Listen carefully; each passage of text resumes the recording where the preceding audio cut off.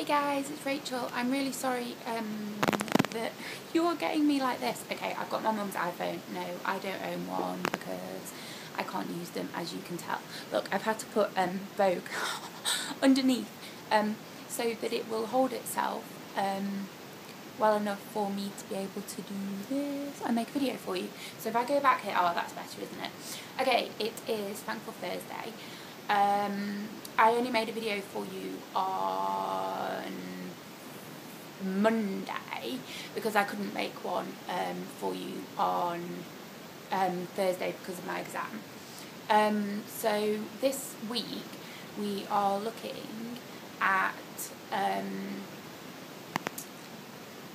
as part of the whole body revolution, we're going to be we've looked at insecurities, comparisons. I can't remember what we're doing next week, but today and this week we are looking at what are we looking at? Flaws. That's the one. I've just sorry, I haven't even got any makeup on. So well, there you go. There's an example. We're going to be looking at flaws, and I don't really know where to go with this. I suppose that just gave me quite a good example, didn't it? That it's really easy to notice those things.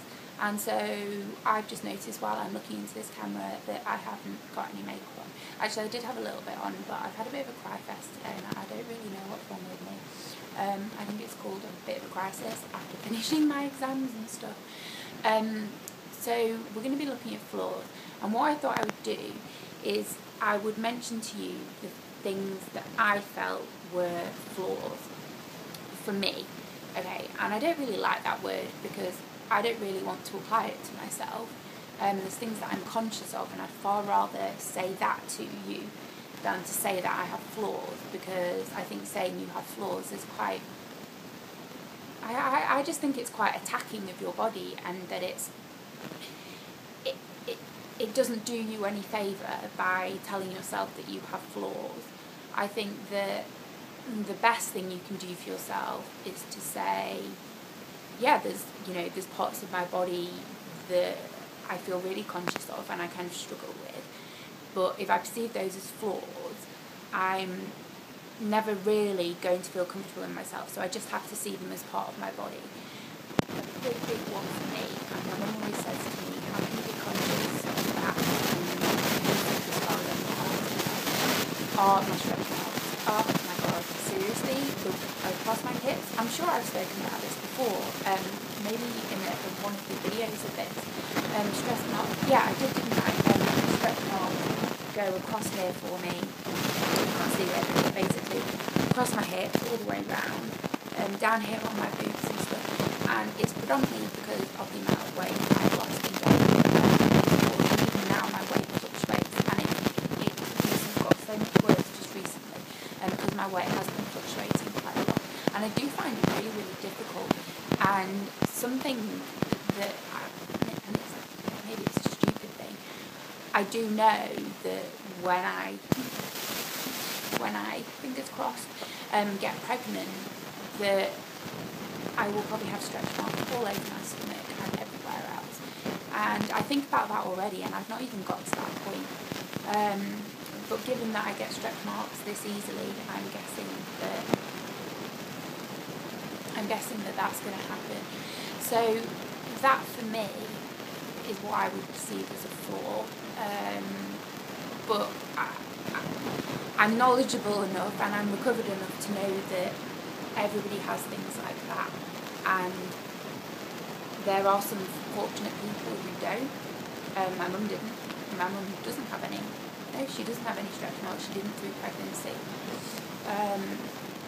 And just because one person doesn't have one thing that you do doesn't mean that they don't have something that they're conscious of or something they perceive as a flaw. Society very much tells us that we need to be this idea of perfect, and perfect doesn't exist, and nobody's perfect, and nobody's body is perfect. Everybody has these flaws. Everybody has, marks or signs of life is what I would call them, stories. my body tells a story. My girlfriend's going to do a series of photo shoots to do with landscapes, and she's probably going to use the human body.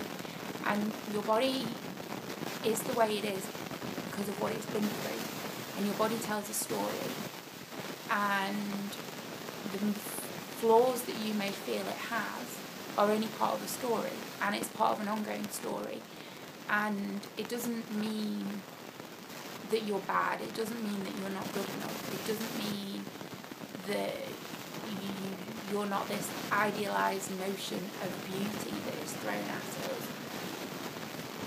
For me, the acceptance of my body and the acceptance of the flaws I have, I've told myself that my story, okay, they are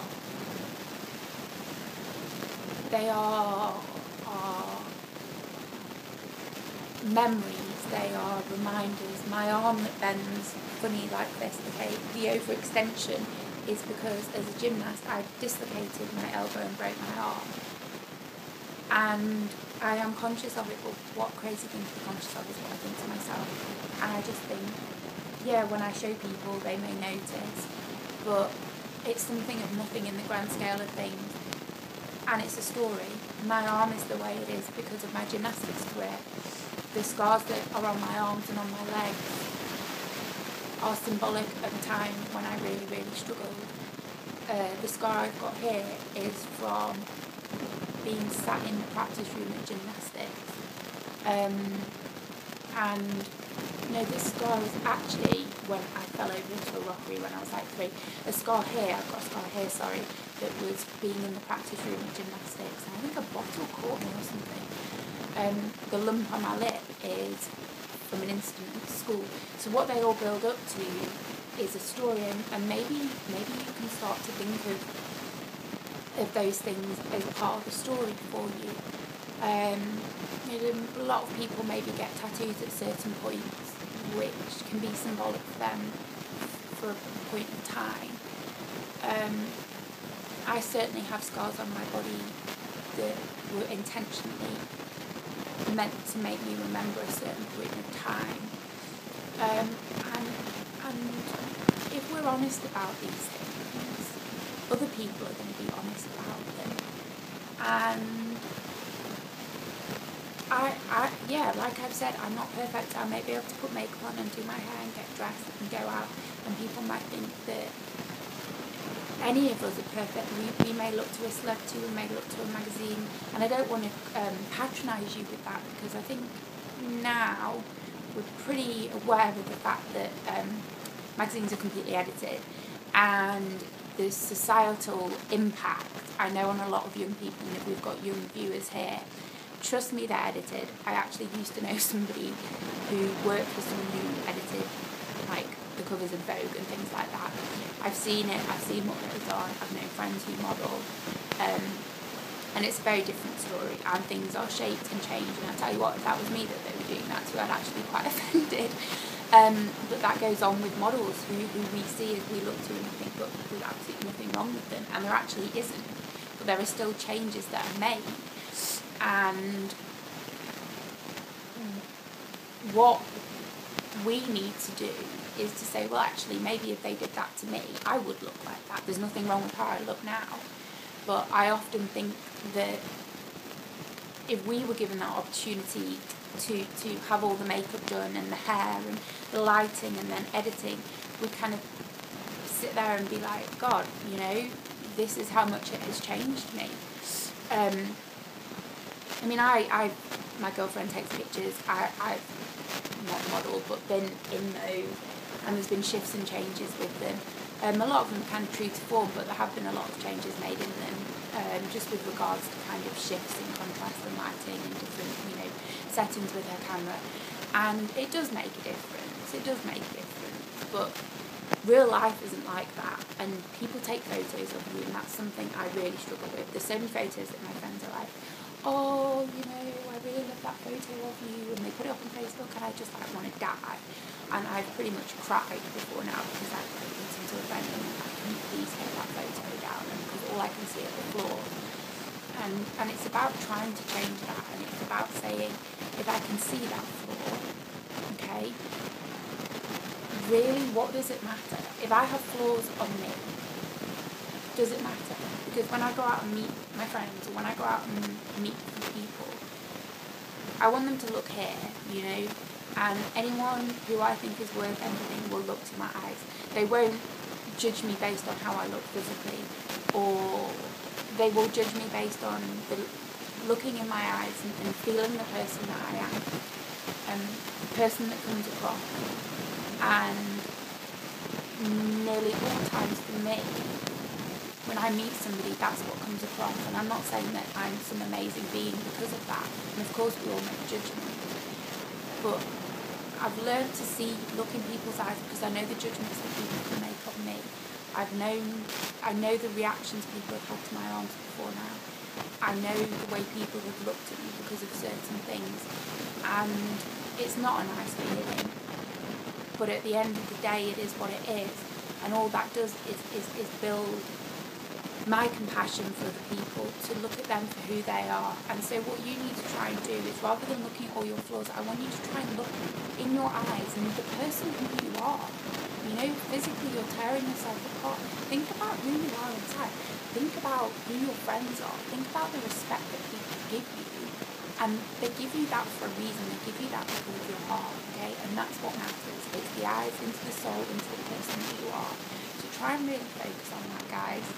I might try and follow up this with a bit of a blog post, but let's see, because I'm kind of a bit like all over the place at the moment. I'm trying to get things done.